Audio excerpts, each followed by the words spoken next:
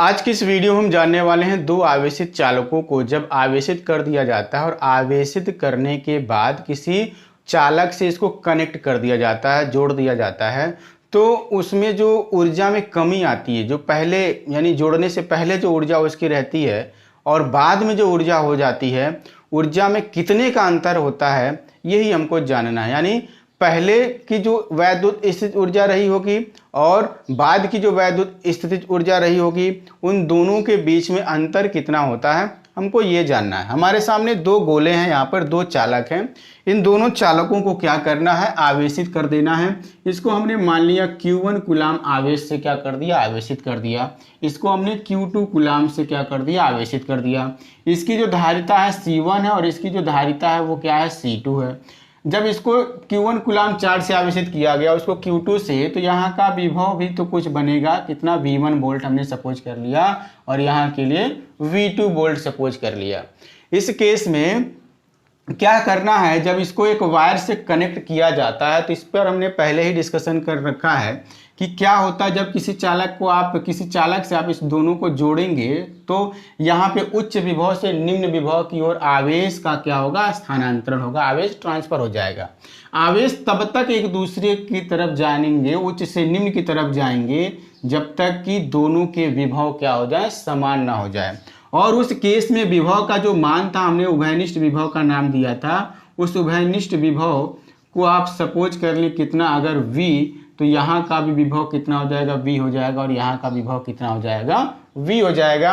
आवेश परिवर्तित हो जाएगा, यहाँ हमने Q1 डैश कहा था और यहाँ के लिए आवेश Q2 डैश का नाम दिया था। उसमें एक अच्छे से एक नई टॉपिक पे हमने वीडियो बना रखा है, तो जाके आप पीछे प्रीवियस वीडियोज में देख सकते हैं। यहाँ पे हमने उभयनिष्ठ विभव का नाम मान कैलकुलेट करके बताया है, C1 V1 plus C2 V2 अपान C1 प्लस C2।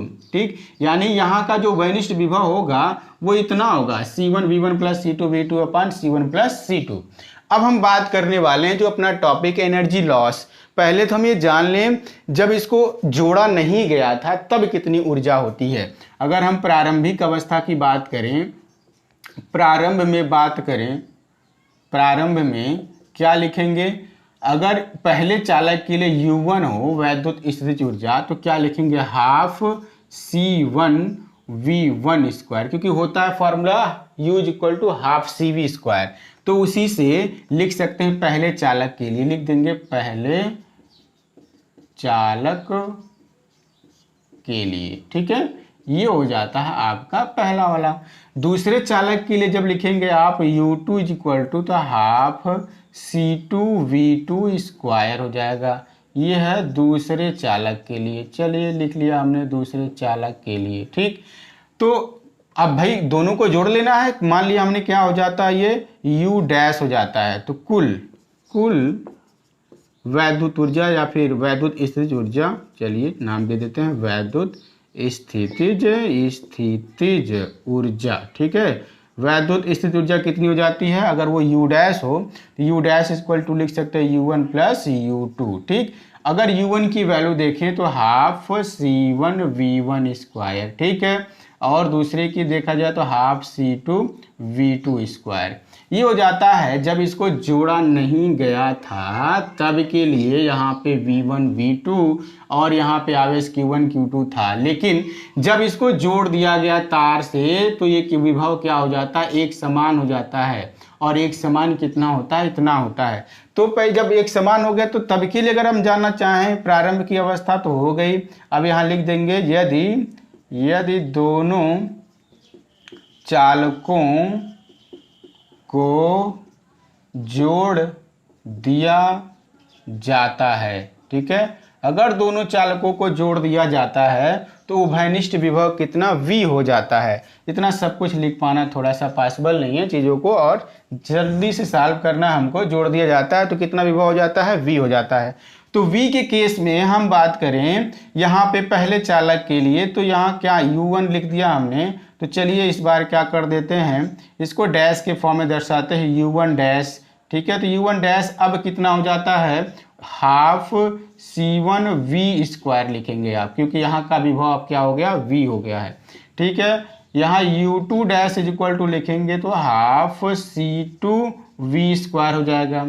कुल वैद्युत स्थितिज ऊर्जा अगर बात करेंगे, कुल एनर्जी कितनी हो जाएगी, तो चलिए यहाँ पे हम U डैश से, यहाँ इस बार U डबल डैश से डिनोट कर दे रहे हैं। U डबल डैश मतलब जब चालकों को जोड़ दिया गया था तब की ऊर्जा क्या हो जाती है, तो लिख दीजिए 1/2 C1V², फिर प्लस 1/2 C2V²। देखिए इन दोनों वैल्यूज को हमने क्या कर दिया, जोड़ के रख दिया। ठीक, इसको आप इक्वेशन नंबर फर्स्ट बना लीजिए और इसको इक्वेशन नंबर सेकंड बना लीजिए। आप ये जानते हैं पहली अवस्था में ऊर्जा ज़्यादा होगा और दूसरी अवस्था में ऊर्जा क्या होगा, कम होगा।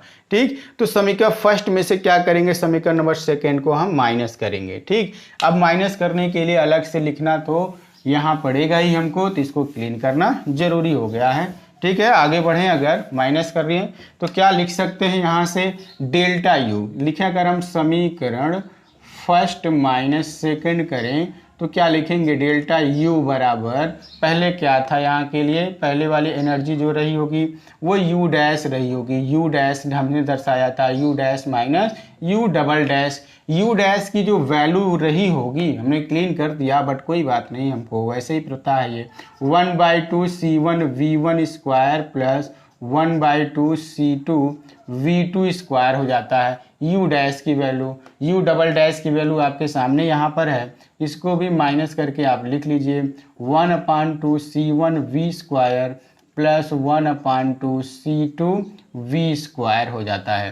ठीक, तो इस समीकरण फर्स्ट माइनस सेकंड करने से इतना हो गया। अभी क्या दिख रहा है हमको, यहाँ से कॉमन दिख रहा है जो टर्म, उसको हम कॉमन करने वाले हैं और इसको हम क्लीन कर रहे हैं। ठीक है, तो अगर ऐसा कर दें तो क्या हो जाएगा, देखिए यहाँ पे 1/2 C1V1² प्लस 1/2 C2V2² माइनस, ये देखिए यहाँ पर 1/2 कॉमन हो जाता है, लिखेंगे हम C1 प्लस C2 और बाहर V² हो जाता है। V की वैल्यू घनिष्ठ विभव हम इतना जानते हैं, तो ये वैल्यू क्या करेंगे यहाँ पर यूज कर लेंगे। तो चलिए 1/2 C1V1² plus 1/2 C2V2² minus 1/2 C1 plus C2 आप लिख लोगे। V की वैल्यू अपने पास इतना सब कुछ है तो उसको भी लिख लीजिए C1V1 plus C2V2/C1 plus C2 हो जाता है।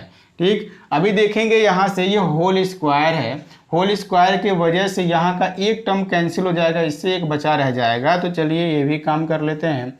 1/2 यहाँ हमने कॉमन कर लिया, दोनों जगह पर है, तो लिखेंगे इसको C1V1² प्लस C2V2² माइनस, देखेंगे यहाँ से इसको हम लिख सकते हैं C1 प्लस C2 एक ब्रैकेट में, दूसरा हो जाएगा C1V1 प्लस C2V2 का whole square upon C1 plus C2 का होल स्क्वायर। इससे ये क्या होगा, अभी कैंसिल हो जाएगा, ब्रैकेट हम क्लोज कर दे रहे हैं।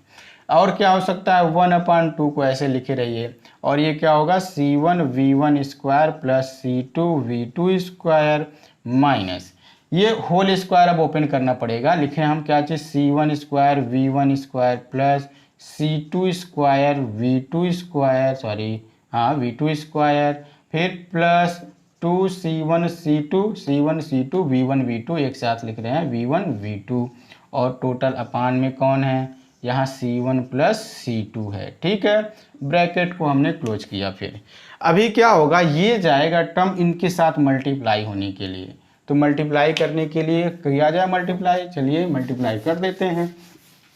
कौन किसके साथ मल्टीप्लाई होने वाला है, देखिए C1 प्लस C2 को एक साथ लिखिए, यहाँ delta U is equal to है तो ये delta U is equal to लिख दीजिए, 1/2 हो जाएगा, और यहाँ C1 प्लस C2 लिख लीजिए, कौन है बगल में, C1V1² है, C1V1² plus C1 plus C2 लिख दीजिए, फिर कौन है यहाँ पर C2V2² हो गया। ठीक है, फिर माइनस ये टर्म पूरा आपको लिखना है, तो देखेंगे ये टर्म क्या है, उसी का होल स्क्वायर है, तो हम इसको थोड़ा अलग तरीके से लिख दें। यहाँ पे क्या हो जाएगा, C1² V1² plus C2² V2² plus 2C1 C2 V1 V2 अपान में आपका टोटल अब हो जाएगा क्या चीज़, C1 प्लस C2 हो जाएगा। देख सकते हैं ये, अब यहाँ पे हमने ब्रैकेट को भी क्लोज कर दिया। ठीक है। अब यहाँ क्या करना, 1/2 ऐसे ही रहने दीजिए, इसको हम इसके साथ मल्टीप्लाई कर रहे हैं। ये C1 से मल्टीप्लाई होगा तो C1 स्क्वायर हो जाएगा, ठीक। और फिर क्या है V1 स्क्वायर, और फिर इससे मल्टीप्लाई होगा तो क्या होगा C1 C2 V1 स्क्वायर। यहाँ भी वही काम कर लीजिए, क्या होगा ये plus C1 C2 V2 square हो गया, और फिर C2 स्क्वायर हो जाएगा, C2 स्क्वायर V2 स्क्वायर हो गया। और एक काम कर लीजिए, यहाँ पे ब्रैकेट को ओपन करेंगे तो माइनस की वजह से सबका साइन चेंज होगा, तो C1 V1 ये दोनों का स्क्वायर होगा plus minus C2 square V2 square हो जाएगा, और फिर -2 C1 C2 V1 V2 हो जाएगा, और सब के अपान में कौन है अभी C1 प्लस C2 है, ठीक। अब देखिए यहाँ पे कोई किसी से कैंसिल हो रहा होगा, इससे कौन कैंसिल हो गया, ये हो गया। ये देखिए C1 C2 V1 V2 ने ये वाला टर्म इससे कैंसिल हो गया। अब जो बच गया उसको क्या करिए आप बिल्कुल लिखिए, ये क्या है 1/2 ऐसे रख दीजिए, और यहाँ का C1 प्लस C2 को ले लीजिए, ठीक है। और क्या है यहाँ का देख सकते हैं, यहाँ C1 C2 दोनों जगह, यहाँ भी C1 C2 है तो कॉमन कर लीजिए। C1 C2 को हमने कॉमन कर लिया तो बचा क्या, V1 स्क्वायर बचा, यहाँ से प्लस V2 स्क्वायर बचा, और माइनस C1 C2 बाहर चला गया तो -2 V1 V2 हो जाता है, ठीक है। और आगे सिंप्लीफाई किया जाए तो C1 C2/2 C1 plus C2 हो जाता है, और ये a माइनस बी का होल स्क्वायर है तो लिखिएगा V1 माइनस V2 का होल स्क्वायर। ये हो जाता है डेल्टा U की वैल्यू, जिसकी आपको क्या थी, तलाश थी, अब जाकर के पूरी हुई है। यही वजह था कि हम शुरुआत में ही सारी चीज़ों को लिखे नहीं, क्योंकि पूरा का पूरा ये लॉन्ग स्टेप्स था और ये वीडियो लॉन्ग हो जाता है, जिसके वजह से हमने क्या किया, शॉर्ट कर दिया है, ठीक है। कैलकुलेशन मेन है, अगर आपको कैलकुलेशन समझ में आ जाता है तो बस इतना ही काम करना है, माइनस करना है, एक छोटा सा क्वेश्चन ही तो है। प्रारंभिक का कुल ऊर्जा याद रखिए आप कितना होता है, और जब इसको वायर से कनेक्ट कर दिया गया तब कितना ऊर्जा होता है, तो प्रारंभिक ऊर्जा से बाद वाले ऊर्जा को क्या कर देना है, माइनस कर देना। माइनस करने के बाद इन स्टेप्स का फॉलो करते हुए बिल्कुल आप चलिए, आपको ये जो रिजल्ट है वो रिजल्ट आपको जरूर मिल जाएगा, ठीक है। तो ऐसे ही मिलते हैं किसी अन्य वीडियो में, तब तक के लिए दीजिए इजाजत, बाय बाय।